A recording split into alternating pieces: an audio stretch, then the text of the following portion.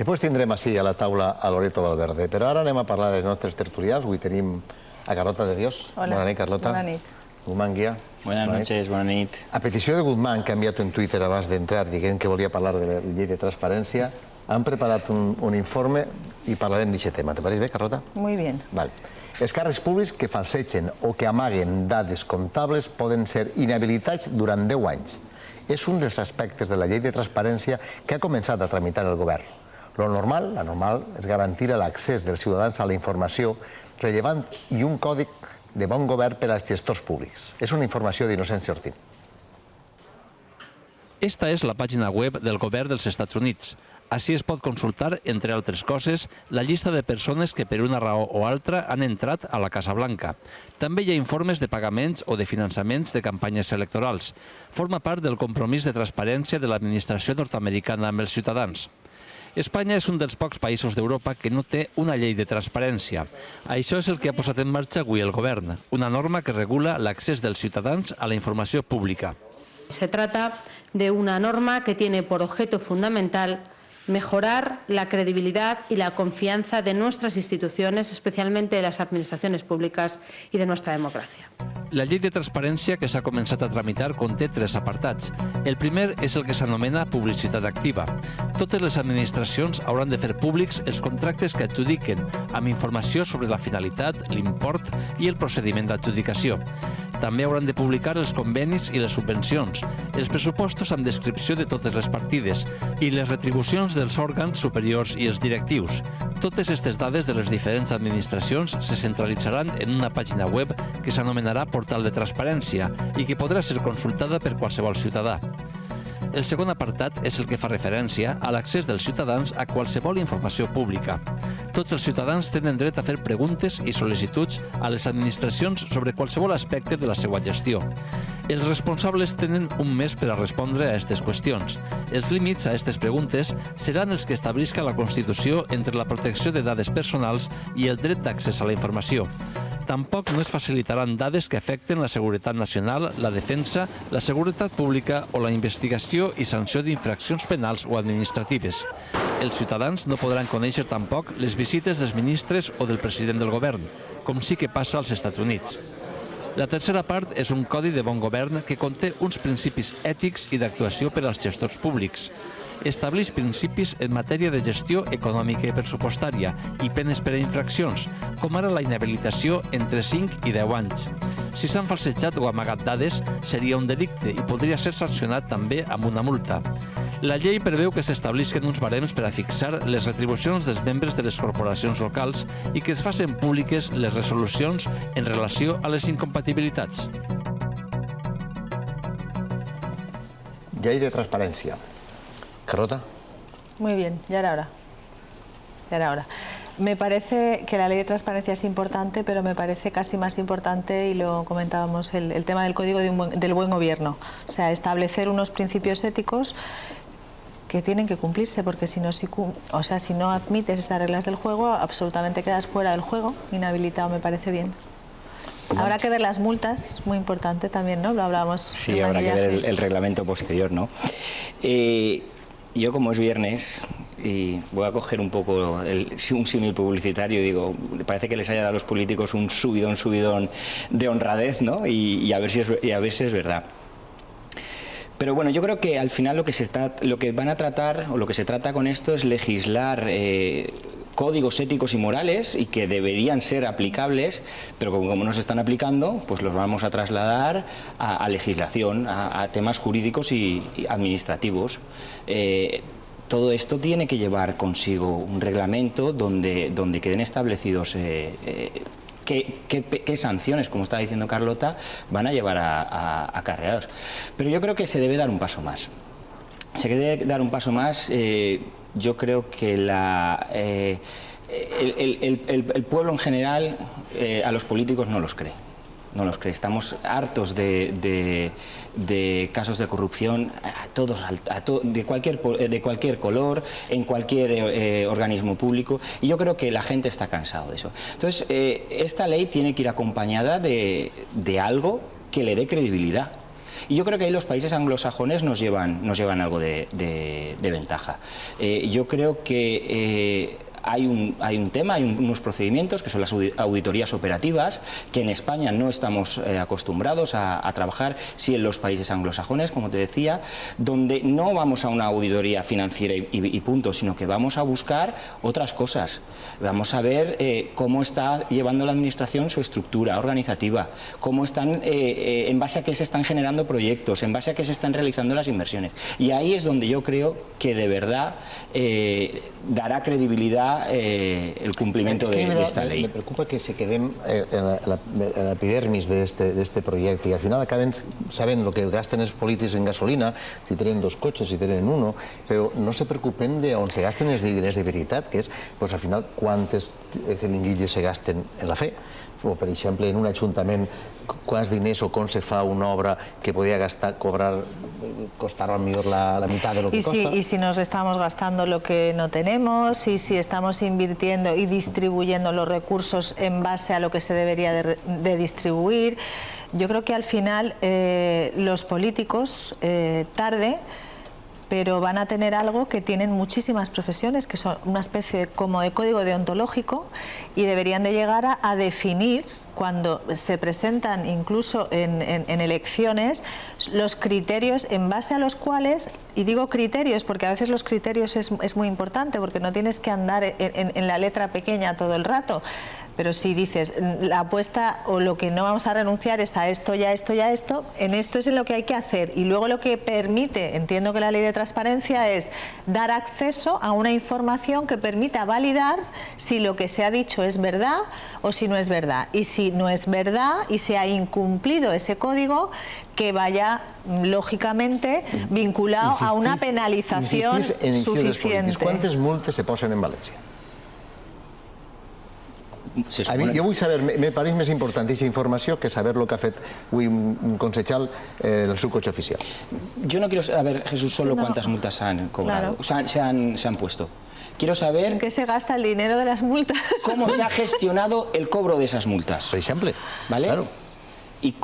¿Y qué se hace con el dinero que se ha hecho con esas multas? No, O sea, el dinero de las multas se ha utilizado para mejorar el tráfico, por ejemplo. Eso es lo que quiero saber. Ahí es donde yo te decía el tema de las auditorías operativas. ¿Por qué? Porque no van a ver los números que cuadren y ya está. Van a ver cómo los políticos están gestionando el dinero que le hemos puesto en sus manos.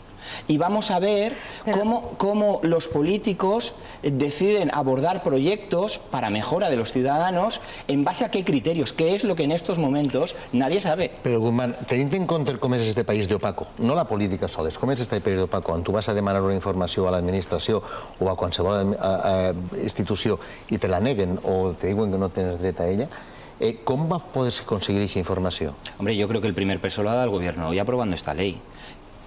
Es lo que te decía, a partir de ahí tiene que dar herramientas y yo creo que puede haber una buena colaboración entre ámbito público y ámbito privado en la aplicación de ese reglamento. Yo creo que las auditoras estamos más que capacitadas para poder, con ese reglamento y en base a auditar a esos organismos públicos, como digo, no solo bajo unos criterios puramente económicos o financieros, sino que investigando o sacando a la luz otra serie de criterios. Y eso es lo que ayudará. ¿Cuán gasta en Turner la Generalitat Valenciana? Aquest dato per mi és importantíssim perquè sabré si n'hi ha una bona gestió o no de les fotocopiadores de la Generalitat, que deu tindre com tropocientas mil. M'interessa més aquest dato que els assessors que té el conseller no sé quant. ¿O cómo han distribuido las fotocopiadoras por las distintas administraciones? ¿Es necesario tener 2 o tener una? Y ahí es donde mediremos eficiencia de la administración, que es lo que en estos momentos no se está midiendo. Y yo creo que es lo que la gente, el ciudadano a pie, está reclamando a la administración. Le está reclamando, yo me estoy apretando el cinturón, apriétatelo tú también, que hasta ahora no se ha hecho. ¿Por qué el tema del parque móvil?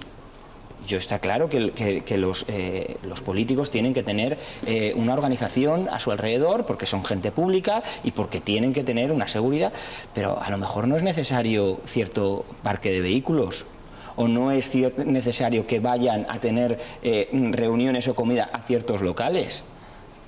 Pueden ir a otros más modestos y no pasa nada, van a comer igual de bien, igual que lo hacemos la mayoría de los ciudadanos. Entonces, yo te digo, sí però que quiero... Perquè estem tan obsessionats en els polítics quan resulta que tenim 40.000 persones en la funció pública que son, tienen un gasto y una cantidad de información que vale la pena mirarla. Claro, yo creo que la clave es que tenemos que cambiar la cultura y la administración tiene que entender algo que ha olvidado, yo lo siento, pero es que lo pienso así, la administración ha olvidado que está al servicio de los ciudadanos. Sí. Hace unos meses una ministra dijo que el dinero público no era de nadie y que se podía gastar.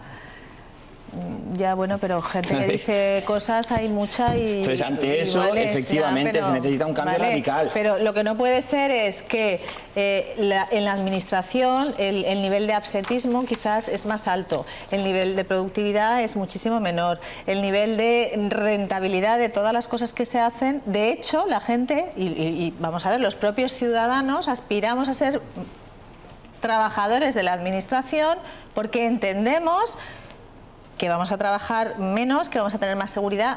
Con esto no estoy diciendo que toda la gente que trabaja en la administración trabaje poco y no vaya a... no estoy diciendo esto. Lo que estoy diciendo es que hay que siga transparente y saber lo que pasa allí, claro. Que hay que cambiar. Y entonces la primera cosa para poder cambiar es saber lo que pasa. Entonces yo creo que la ley de transparencia lo que va a permitir es facilitar el acceso a la información, que hoy con las nuevas tecnologías es tan sencillo como volcarlo en la red y que la gente lo vea, y que los medios de comunicación hagan lo que tienen que hacer, que es decirlo, y nos concienciemos, y luego que tengamos un criterio sensato, porque a veces tomamos medidas que son absurdas, y yo no estoy de acuerdo contigo, y otras cosas en las que realmente deberíamos de fijarnos porque son las relevantes y las importantes para la ciudadanía, pues se nos olvidan y se nos quedan desperdigadas. Jesús, la gestión de la justicia, por decirte algo.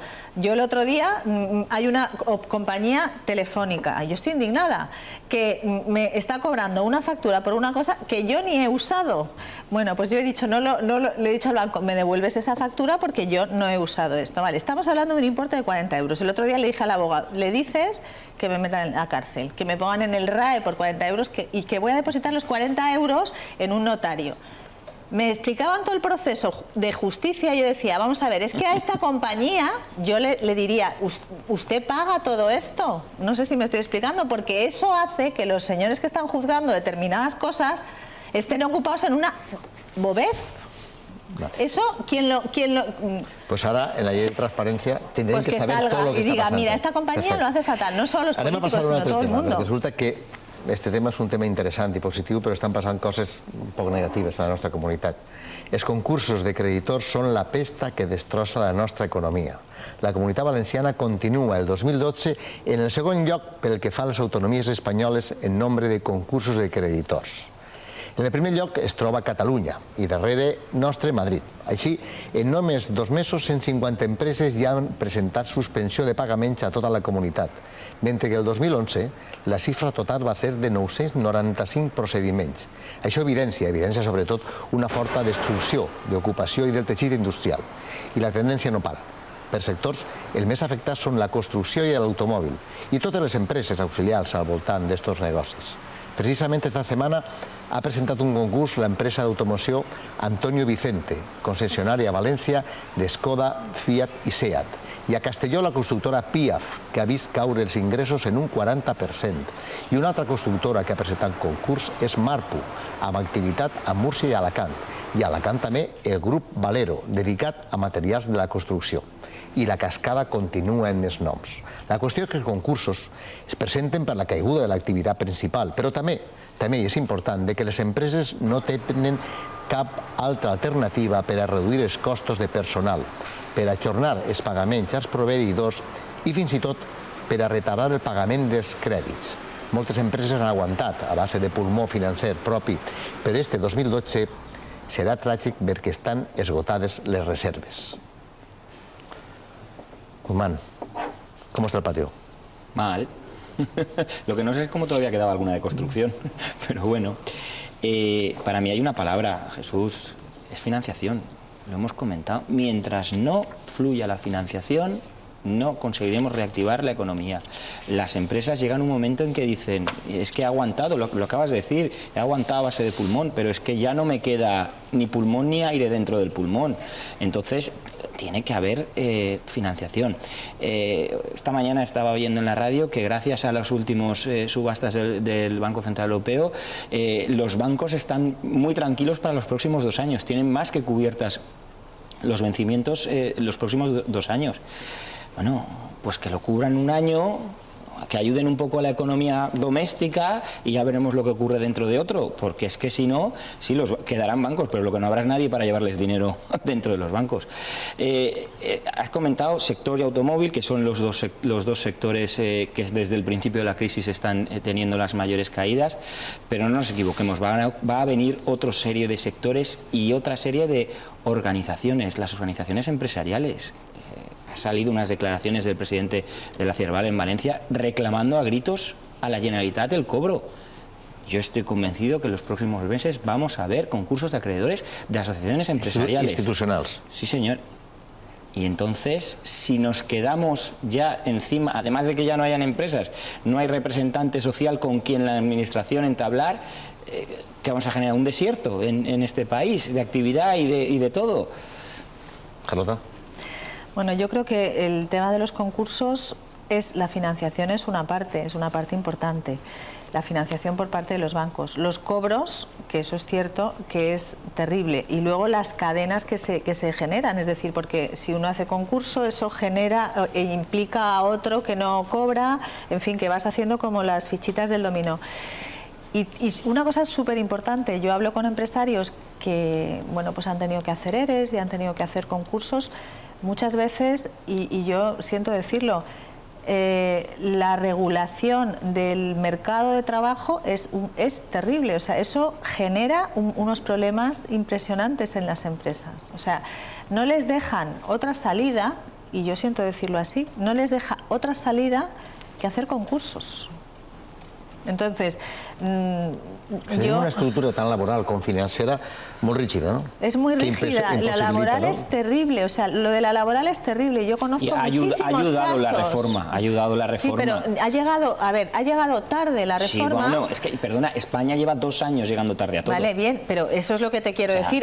Primero hemos llegado tarde y luego con lo que se ha hecho yo tampoco sé si sirve para mucho o no sirve para nada porque ya está muy destruido todo. Entonces, lo que tenemos que empezar a pensar es si no tenemos que desarrollar una nueva forma de pensar cómo nos autoempleamos. Es decir, tenemos que empezar a pensar de otra manera y hacernos responsables de nuestras propias vidas. Y si no me puedo pagar y decir, pues no hay una empresa, pues me lo tendré que hacer yo. Y entonces me pagas y ya me pago yo la seguridad social. O sea, vamos a llegar al extremo por la estulticia, ¿sabes?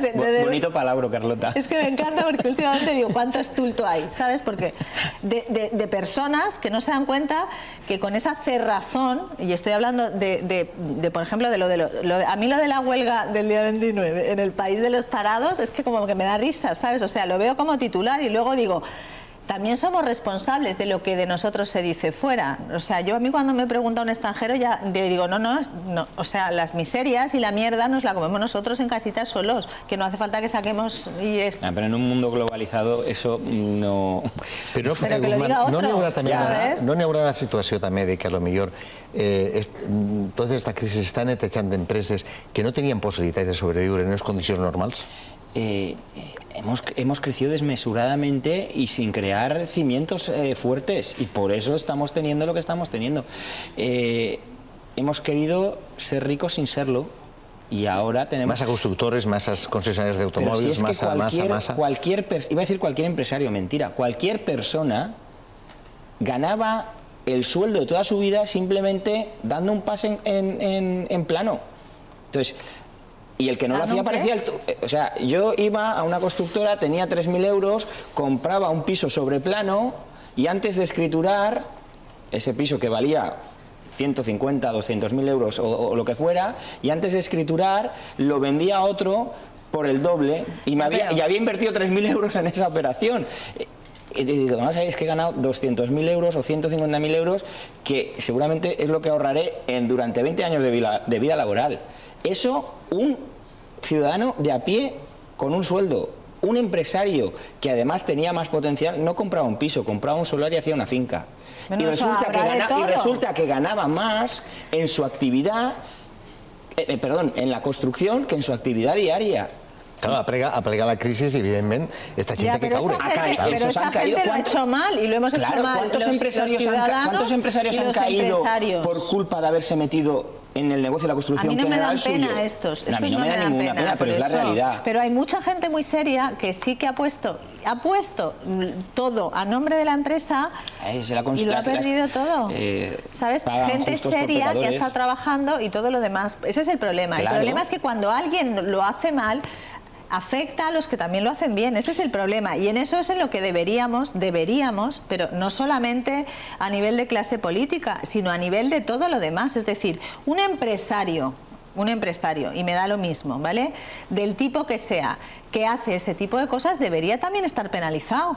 No sé si me estoy explicando. No, una persona de puertas al campo tampoco podemos ponerle. No, puertas al campo no, pero determinadas cosas no se deberían permitir que se hicieran, ¿no? Y hay demasiada gente que está haciendo las cosas muy mal y no está recibiendo ningún tipo de penalización. Es decir, ahí también hay que actuar. Los primeros, las entidades financieras, que fueron los causantes de todo esto. Pues por eso te lo estoy diciendo. Fueron los primeros causantes. A ver, aquí se pierden los miles de millones y nadie sabe dónde están. Yo creo que el dinero es como la energía, que ni se crea ni se destruye, se transforma. O sea, que habrà que revisar un dia fins a on n'hi ha que regular o n'hi ha que deixar que l'aire circule en tot el risc que s'hi suposa. Guzmán, moltes gràcies. A ti, Jesús. Carlota, moltes gràcies. Feliz fin de semana. No aneu de subidón en subidón, tranquils de cada setmana.